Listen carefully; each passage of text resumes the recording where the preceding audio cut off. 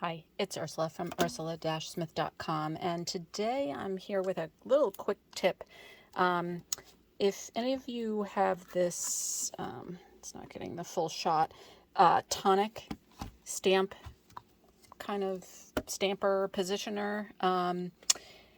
It works great if you're doing, like if you're trying to stamp a bunch of different things, or if you stamp, color, stamp again. It works great if you happen to leave your piece of paper where it is on the mat. But what happens if you stamp, take away your piece of paper, color it, and then decide, oh, I really want to stamp this again? Like trying to line it up with the stamp doesn't really work. I mean, sometimes it can work. And so in the past, I would always use something like this, a Stamp-A-Majig, to be able to stamp again when I'm in that situation. But I decided I have this thing, and why not come up with a way kind of along the lines of the Stamp-A-Majig and make it work for me. So what I do is I put my stamp wherever on the top part, and then I've taped to the bottom just a piece of clear acetate.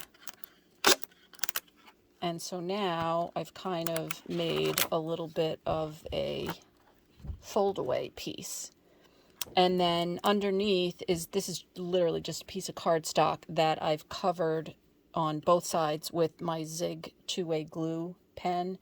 I use this a lot now. I was never a big glue pen person or glue stick person, but I found this in my craft room and just started playing around with it, and to do repositionable masks, and it's just so much quicker and easier than the spray adhesives and the Xyron that I have, especially for very intricate, detailed bits like I use in my Yupo paper cutouts.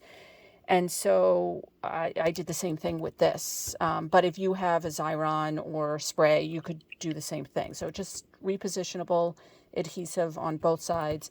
And so now it's a little bit sticky. And so what I can do is I put my fold my clear overlay down, find an ink pad, and then I'm going to go ahead and ink my stamp. And I'm trying to ink it standing up, but you should probably take the time to ink it properly. And so then what I do is I make sure that it's positioned so that my sticky is there. And then I just stamp onto the clear overlay. And I'm using archival ink for this. So now what I can do is I can lift this up. I can find my paper cutout. Oh, here it is. It was upside down. And what I'm going to try to do is match it up with, trying to do it with my camera in the way. You're going to match it up with the stamped image on the overlay. Easier said than done. This is the fiddly part.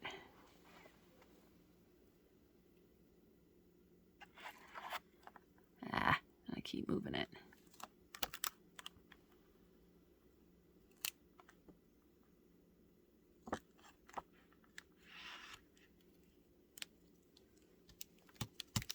So, now you're going to press that down, lift this away, and then you can re-ink and stamp. And hopefully I lined that up. It's really hard to see because my camera's in the way.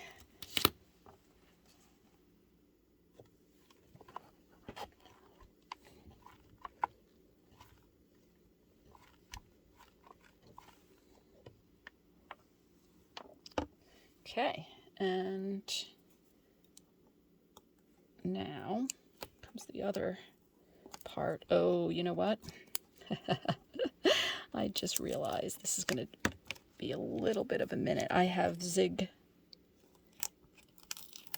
sticky on the back of the cutout too. And so now I was able to stamp it again without, you know, even having taken it away in the meantime. So again, it's just the Tonic. I've got a piece of sticky paper, two-sided repositionable, and then I just taped a clear overlay at the bottom so I can stamp, flip it away, you know, line it up, press it down, flip it away, and then continue stamping. And then it's archival ink, so to clean, so it depends what ink you've used to clean, but I used archival ink, so I'm just going to use a little bit of archival cleaner and go ahead and clean that off for the next time. So anyway, hope you like that idea, my morphing of the Tonic stamp positioner and the idea that I got from the Stamp-A-Jig. So thanks for joining me, and we'll see you next time.